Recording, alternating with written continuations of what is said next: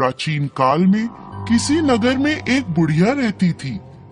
वह प्रत्येक रविवार को सुबह उठकर स्नान आदि से निवृत्त होकर घर के आंगन को गाय के गोबर से लीपकर स्वच्छ करती थी। उसके बाद सूर्य भगवान की पूजा करती, फिर भोजन तैयार कर सूर्य देव को भोग लगाकर स्वयं भोजन करती थी। भगवान भास्कर की कृपा से उसे किसी प्रकार की चिंता और कष्ट नहीं था। धीरे धीरे उसका घर धन धान्य से भरता गया। उस बुढ़िया को सुखी देखकर उसकी पड़ोसन उससे जलने लगी। बुढ़िया के पास कोई गाय नहीं थी, अतः रविवार को घर लीपने के लिए वह पड़ोसन के आंगन में बंधी गाय का गोबर लाती थी। पड़ोसन ने ईर्ष्या में आकर अपनी गाय को घर के भीतर बांध लिया, जिस कारण बुढ़िया को रविवार को गोबर नहीं मिला। बुढ़िया अपना आंगन नहीं लीप सकी। आंगन ना लीपने के कारण उसने ना तो भोजन बनाया, ना ही सूर्य देव को भोग लगाया और स्वयं भी भोजन नहीं करा। सूर्यास्त होने पर भूखी प्यासी सो गई। इस प्रकार उसने निराहार व्रत करा।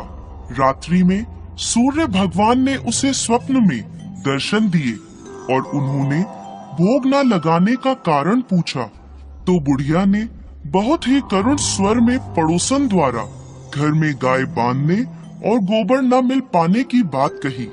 सूर्य देव ने अपने भक्त की परेशानी का कारण जानकर उसकी परेशानी दूर करते हुए कहा, माता, मैं आपकी भक्ति से प्रसन्न हूँ।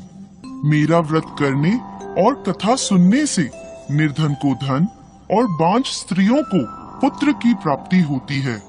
इसलिए मैं आपको एक ऐसी गाय देता हूँ जो सभी इच्छाएं पूर्ण करती है। स्वप्न में बुढ़िया को ऐसा वरदान देकर भगवान सूर्य अंतर ध्यान हो गए। प्रातः काल सूर्योदय से पूर्व उस बुढ़िया की आंख खुली तो अपने घर के आंगन में एक सुंदर गाय को देखकर वह हैरान हो गई। पड़ोसन ने उस बुढ़िया के आंगन में सुंदर गाय को देखा तो वह उससे और अधिक जलने लगी। जैसे ही गाय ने सोने का गोबर किया, पड़ोसन की आंखें फट गईं।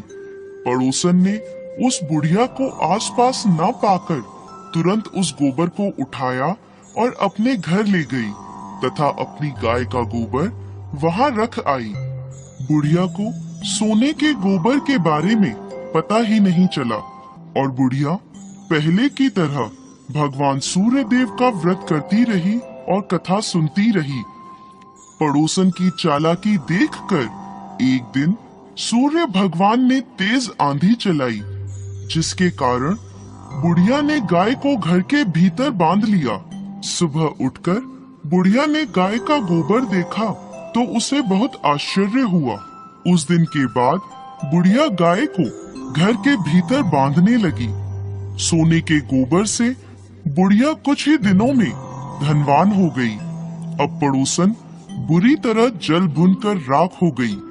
जब उसे सोने का गोबर पाने का कोई उपाय नहीं सूझा तो वह राजा के दरबार में पहुंची और राजा को सारी बात बताई।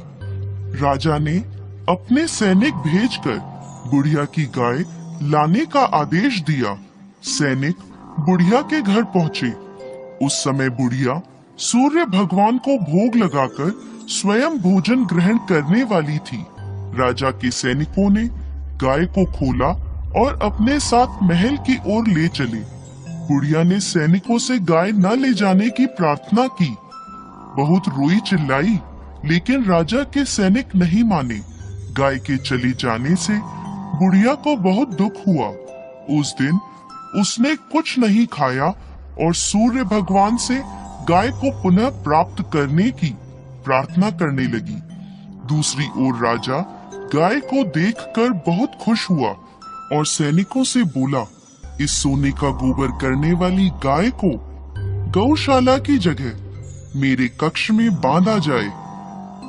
सुबह जैसे ही राजा उठा, सारा महल गोबर और बदबू से भरा देखकर राजा घबरा गया।